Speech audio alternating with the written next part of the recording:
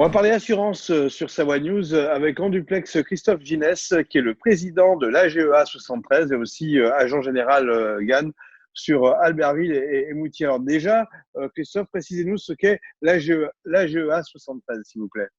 Bonjour Laurent, l'AGEA 73, c'est la Chambre départementale des agents généraux de Savoie. Nous sommes en fait des professions libérales indépendantes qui avons un mandat avec une compagnie d'assurance. Et donc, chacun indépendamment, nous sommes des chefs d'entreprise et nous faisons la relation entre les compagnies d'assurance et nos clients. Donc, on gère tout ce qui est souscription de contrat, sinistre, comptabilité. On fait vraiment toutes les opérations d'assurance. Et la spécificité de notre profession, c'est qu'on est des agents de proximité. On a nos entreprises, on vit sur place dans nos campagnes, dans nos montagnes, pour s'occuper de nos clients. Sur le département, vous êtes combien? On est aujourd'hui à environ 85 agents généraux qui sont dans plusieurs compagnies, GAN Assurance, AXA, Generali, Aviva, MMA pour les plus grandes. Alors j'imagine qu'en tant que consommateur, entrepreneur ou simple particulier, tous les yeux sont rivés sur vous et on se demande quelle mission vous allez jouer sur cette pandémie. Alors est-ce que la compagnie d'assurance va payer, par exemple, l'exploitation des entreprises qui sont aujourd'hui fermées ou interrompues? Alors malheureusement, c'est un peu la grosse difficulté aujourd'hui de notre métier par rapport aux professionnels, c'est la garantie perte d'exploitation.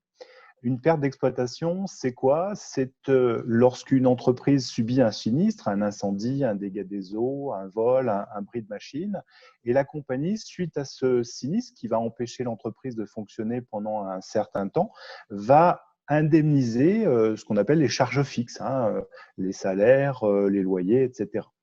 La difficulté aujourd'hui, c'est que tous les contrats d'assurance qui sont sur le marché ont un certain nombre d'exclusions, de grandes exclusions. Et ces principales exclusions sont la guerre, le risque nucléaire et tout ce qui est pandémie, épidémie. Voilà, donc la difficulté aujourd'hui, c'est que malheureusement, les compagnies d'assurance ne pourront pas intervenir chez les professionnels pour payer la perte d'exploitation. Pourquoi, me direz-vous? Je fais les questions et les réponses. Allez-y, allez-y. Alors, tout simplement parce que un grand principe en matière d'assurance, c'est ce qu'on appelle la mutualisation des risques. Ça veut dire quoi? Ça veut dire qu'il faut beaucoup d'assurés pour payer celui qui a un sinistre important. C'est le principe, c'est la mutualisation du risque. Aujourd'hui, la pandémie ou la guerre ou un accident nucléaire, eh bien, on ne peut plus respecter cette mutualisation puisque toutes les entreprises aujourd'hui, malheureusement, sont touchées par cet événement. Et donc, les compagnies d'assurance n'ont pas la capacité financière, bien entendu, pour indemniser toutes ces pertes d'exploitation. Que pouvez-vous faire alors pour les entreprises et les particuliers?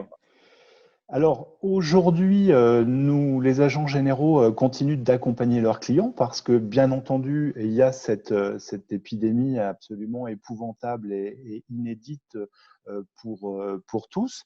Mais pour autant, nous continuons d'accompagner les clients parce qu'il y a d'autres sinistres. Il y a aujourd'hui toujours des sinistres automobiles, bien entendu en forte baisse.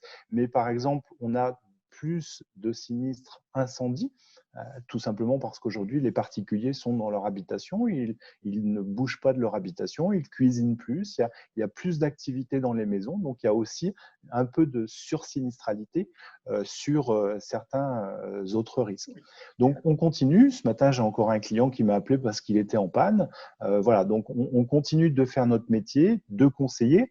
On a aussi, parce que les chefs d'entreprise, il y a une pandémie, mais pour autant, tout le monde ne s'est pas arrêté du jour au lendemain de travailler.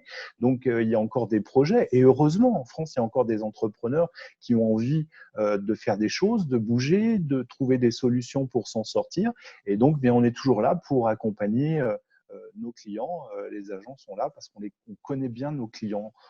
Donc, on essaye de les accompagner au mieux dans cette période extrêmement difficile. On peut s'inquiéter aussi pour les entreprises qui sont fermées et qui risquent peut-être un peu plus le vol que d'habitude?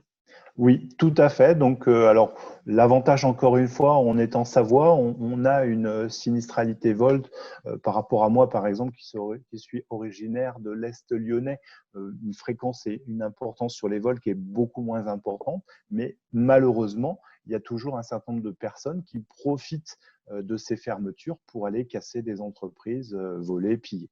Votre vision économique en tant qu'assureur, puisque vous côtoyez de nombreuses entreprises, de nombreux agents, elle est comment? C'est vrai que, alors nous aujourd'hui, les compagnies d'assurance font bien entendu des statistiques, puisque c'est notre métier de faire des statistiques, donc de voir ce qui va se passer, combien malheureusement d'entreprises ne vont pas réussir à passer la crise. Par contre, les projections, à savoir comment est-ce que derrière les entreprises vont redémarrer, quelle va être des structures comme celle du tourisme, de la restauration, comment après chacun d'entre nous va réagir derrière, c'est extrêmement compliqué à savoir. Pour autant, les entreprises aujourd'hui d'assurance, les compagnies d'assurance ne restent pas les mêmes pieds dans le même sabot à attendre. C'est-à-dire que cette crise nous permet déjà nous accompagnons bien entendu nos clients. Hein. Les compagnies d'assurance ont versé 200 millions sur le fonds de solidarité. Chaque compagnie a mis en place au niveau de ses clients des mesures d'accompagnement financier. On a aujourd'hui, toutes les compagnies d'assurance ont suspendu tout ce qui était mise en demeure et résiliation de contrats pour non-paiement. Voilà, donc les compagnies font beaucoup de choses. Et puis on réfléchit aussi maintenant à ce qui va se passer après, c'est-à-dire qu'on a subi un risque majeur, une pandémie, quelque chose d'inédit. Comment est-ce que demain on va pouvoir assurer ce type d'événement? Alors, les compagnies d'assurance seules ne pourront pas le faire. Hein. C'est clairement, financièrement, c'est pas soutenable parce qu'il faudrait qu'on prenne des cotisations pour ensuite payer ce type de sinistre. Ça serait juste énormissime. Donc aujourd'hui, les compagnies d'assurance sont en train de réfléchir à l'avenir et comment mettre un fonds de type catastrophe naturelle. Donc c'est un fonds qui est, entre guillemets, géré par les compagnies d'assurance, mais avec l'État derrière. Et ça sera un petit peu la même chose, c'est-à-dire imaginer un fonds catastrophe sanitaire qui permettrait au gouvernement, à l'État et aux compagnies d'assurance d'essayer de gérer ces événements au mieux. Et là, effectivement, d'avoir une solution pour que les entreprises soient beaucoup plus pérennes dans leur fonctionnement par la suite. On voit qu'il y a quand même de nombreuses interrogations. Comment on organise sa vie d'agent d'assurance en cette période de confinement? Alors, bien nous, c'est pareil. La première semaine a été un peu compliquée parce que notre chambre professionnelle nous a informé qu'il fallait qu'on respecte stricto sensus les directives gouvernementales, même si on fait partie des professions comme les banquiers ou les professions alimentaires qui pouvons rester ouverts. Hein. Pour autant, nos chambres professionnelles ont souhaité participer au mouvement et donc toutes les agences aujourd'hui sont fermées. On est passé derrière donc en télétravail. Donc, mes collaboratrices, par exemple, travaillent de chez elles, une ligne Internet, un ordinateur, et puis on essaye de fonctionner. Voilà, donc on continue de fonctionner, mais en agence, guichet fermé, pour respecter le confinement. Christophe Ginès, je vous remercie. Passez quand même un bon week-end et puis à très bientôt sur Sava News pour d'autres informations. Merci Laurent, à bientôt.